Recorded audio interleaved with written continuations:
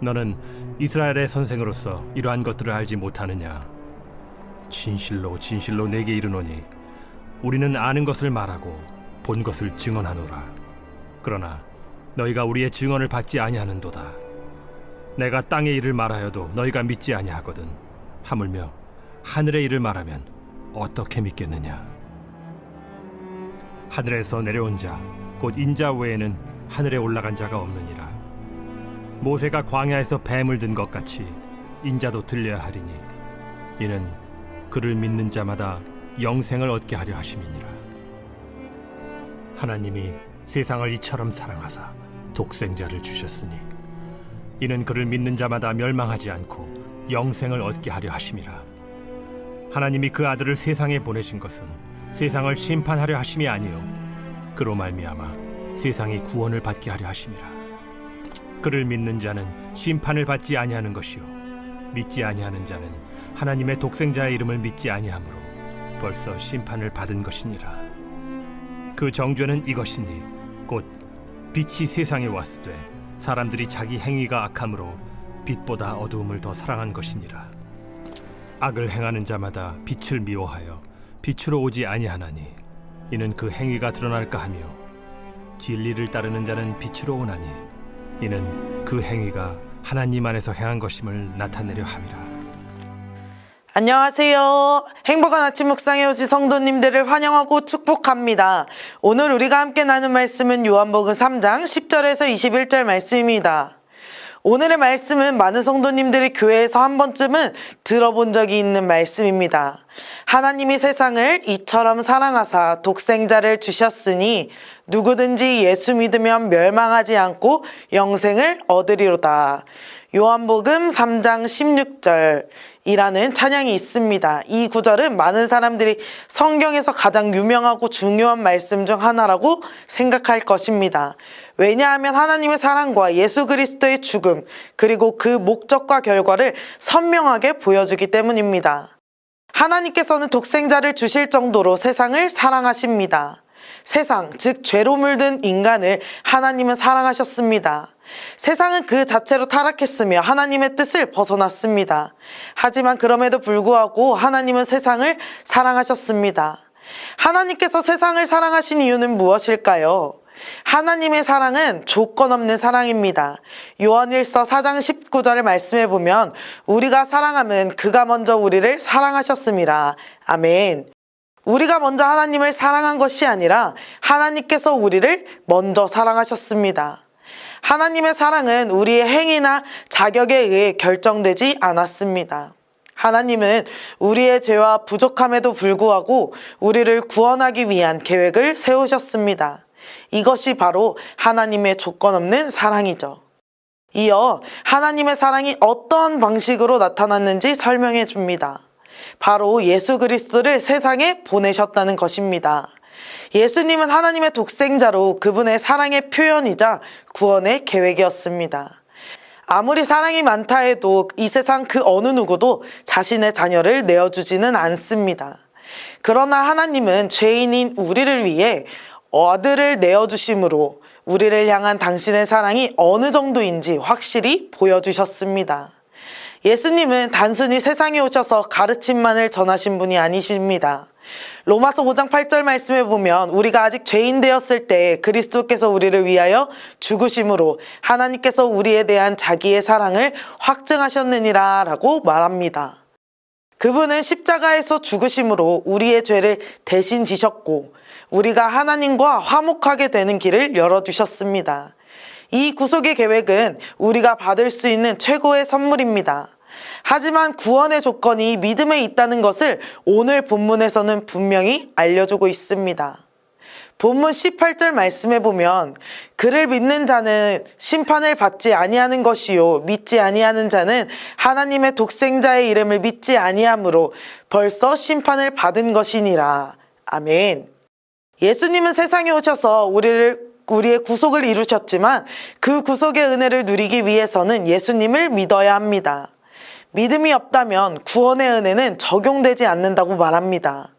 우리는 잘 사느냐 못 사느냐가 중요한 것이 아니라 영생을 얻었느냐 멸망하느냐가 중요합니다.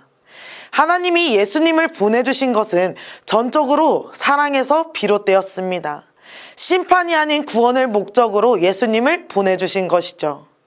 우리가 예수님을 영접하는 순간 사망에서 생명으로 옮겨집니다. 그러므로 모든 사람은 예수님을 받아들여야 합니다. 예수님을 믿지 않는 사람은 하나님의 독생자의 이름을 믿지 않았기 때문에 이미 심판을 받았습니다. 예수님을 영접한 자들은 심판이 아니라 영생에 이르는 것이 하나님의 뜻입니다. 하나님의 사랑은 무조건적이지만 그 사랑을 누리기 위한 조건은 오직 믿음입니다. 예수님을 믿는 자는 영생을 얻게 되며 이는 단지 미래 천국에서만 경험하는 것이 아니라 지금 이 순간부터 시작되는 구원의 삶인 것이죠. 그렇기에 우리는 믿음으로 하나님의 사랑을 받아들이고 그 사랑 안에서 새롭게 살아가는 것이 중요합니다. 이어 진리를 따르는 자들에게 빛 가운데로 나아가라고 말씀하십니다. 21절 말씀입니다.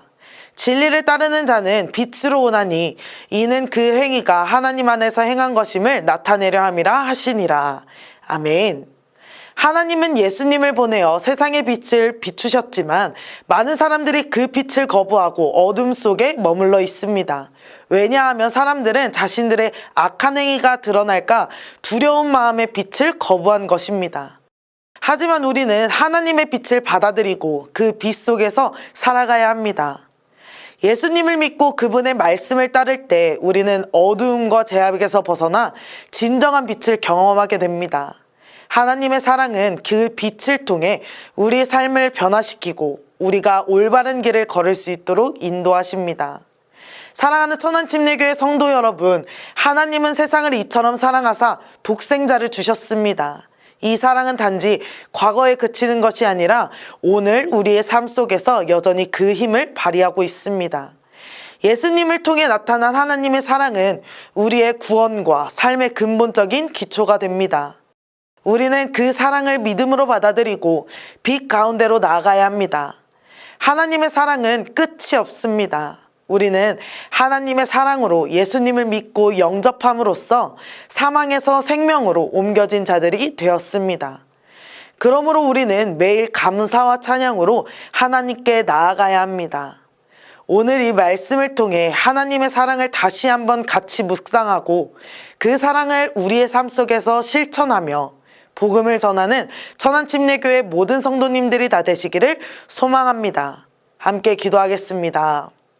사랑의 하나님 아버지, 하나님의 깊은 사랑을 알게 하심에 감사드립니다.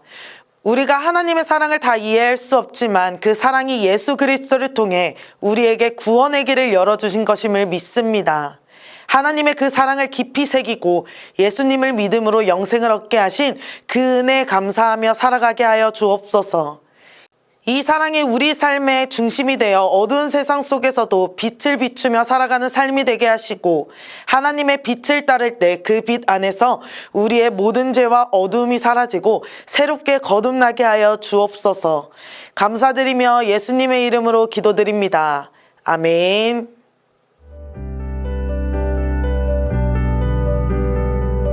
우리 다 같이 찬양합시다.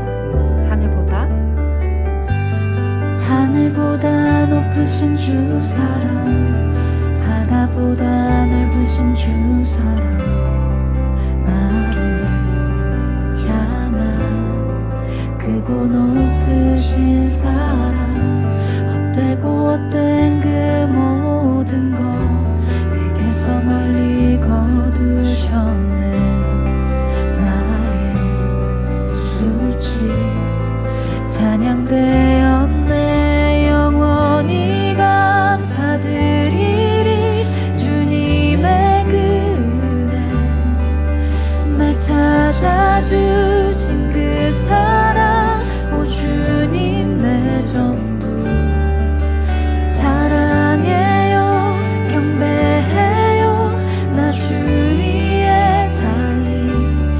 영원토록 신실하신 주 사랑. 다시 한번 영원히 감사드리리.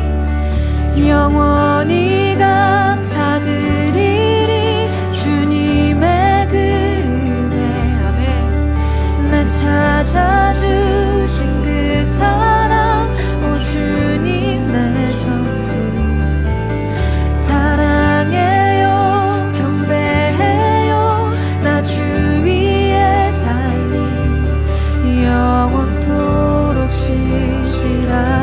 주 사랑